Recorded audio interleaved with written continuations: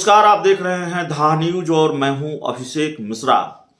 कुढ़नी उपचुनाव का नतीजा आ चुका है। कुढ़नी में भारतीय जनता पार्टी की जीत हुई है। ये खबर पुरानी हो चली है। कल ही बीजेपी ने जीत का जश्न भी मनाया और कल 2020 का मैच भी जिस तरह से नतीजे आ रहे थे, रुझान आ रहे थे, जेडीयू बीजेपी के बीच चला। खबर यह है जो हम आपको बताने आए हैं वो ये है कि भारतीय जनता पार्टी ने एक तरह से अपने सहयोगियों को गच्चा दे दिया है। जो लोग कुढ़नी में बीजेपी के लिए बैटिंग कर रहे थे उनको बीजेपी ने एक तरह से गच्चा दिया है। क्रेडिट किसी को नहीं, क्रेडिट प्रधानमंत्री नरेंद्र मोदी को। और कहीं शोर है पशुपति पारस फैक्टर, कहीं शोर है चिराग फैक्टर।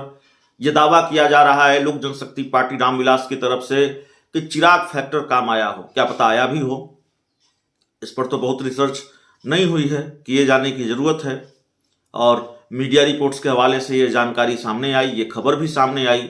वहां से जो जानकारी हमारे पास सामने आई, दलित और पासवान वोटरों ने बीजेपी का साथ दिया है, तो शायद किया भी है चिराग फैक्टर ने काम। पशुपति पारस फैक्टर ने भी काम किया है।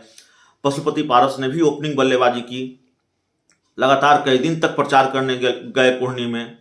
चिराग पासवान भी आखिरी दिन प्रचार करने गए। प्रचार के आखिरी दिन वो गए रवि किशन के साथ, और रवि किशन और उनका जो रोड शो हुआ उसमें भारी हुजूम लोगों का, और लगता है ये हुजूम इस बार वोटों में तब्दील हुआ है, वो भीड़ इस बार वोटों में बदली है।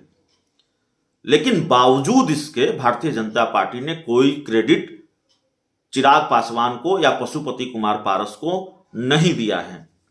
ये बात हम क्यों कह रहे हैं? ये बात हम इसलिए कह रहे हैं क्योंकि बयान भी आ गया है प्रधानमंत्री नरेंद्र मोदी का और बीजेपी के राष्ट्रीय अध्यक्ष जेपी नड्डा का। प्रधानमंत्री नरेंद्र मोदी ने कहा है कि भाजपा के प्रति जनता का प्यार उपचुनाव में भी दिखा। बिहार में कुढ़नी और उत्तर प्रदेश के रामपुर में भी भाजपा जीती है। बिहार के चुनावों में भाजपा का प्रदर्शन आने वाले दिनों में भाजपा की जीत दिखा रहा है। दूसरी तरफ बीजेपी के राष्ट्रीय अध्यक्ष जेपी नड्डा ने क्या कहा? जेपी नड्डा ने कहा, गुजरात और हिमाचल प्रदेश के साथ साथ कुछ विधानसभा सीटों पर भी उपचुनाव हुए थे। बिहार में कुढ़नी विधानसभा सीट पर भी भाजपा ने जोरदार जीत दर्ज की है। नीतीश कुमार के आरजेडी के तथाकथित महागठबंधन में शामिल होने के बाद इस महागठबंधन को भाजपा ने लगातार दूसरी बार हराया है। मैं नीतीश जी को बता देना चाहता हूं कि जनादेश गठबंधन के मैथमेटिक्स से नहीं बल्कि जनता के साथ पार्टी की केमिस्ट्री के आधार पर मिलता है। यह जीत दिखाती है कि बिहार की जनता भाजपा और आदरणीय प्रधानमंत्री नरेंद्र मोदी जी के साथ है। यह बिहार में आने वाले दिनों के संकेत हैं। तो क्या ये चुनाव वाकई बिहार में आने वाले दिनों के संकेत हैं? और क्या वाकई लालू नीतीश की दोस्ती के बावजूद भी भारतीय जनता पार्टी अब महागठबंधन पर भारी पड़ने वाला है? इस एक उपचुनाव के नतीजे से क्या यह मान लिया जाना चाहिए, क्या यह माना जाना चाहिए? प्रधानमंत्री नरेंद्र मोदी का जो बयान है, बीजेपी के राष्ट्रीय अध्यक्ष जेपी नड्डा का जो बयान है, उससे साफ है कि बीजेपी यह मानकर बैठी है। बीजेपी ने अब यह मान लिया है।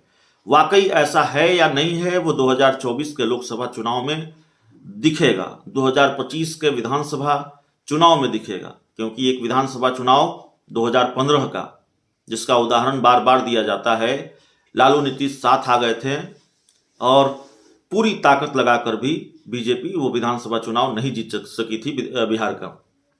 तो इस बार ऐसा होगा नहीं होगा ये देखना होगा। लेकिन गच्चा तो दिया है भारतीय जनता पार्टी ने, एक झटका दिया है। अपने मुंह से या अपनी तरफ से आप ये भले कहते रहे हों कि चिराग फैक्टर काम आया, पशुपति पारस फैक्टर काम आया, लेकिन भारतीय जनता पार्टी ने आपको कोई क्रेडिट नहीं दिया। और कमाल की बात है, तब भी नहीं दिया जब पत्र लिखकर बीजेपी के प्रदेश अध्यक्ष संजय जायसवाल ने चिराग पासवान से मदद मांगी थी।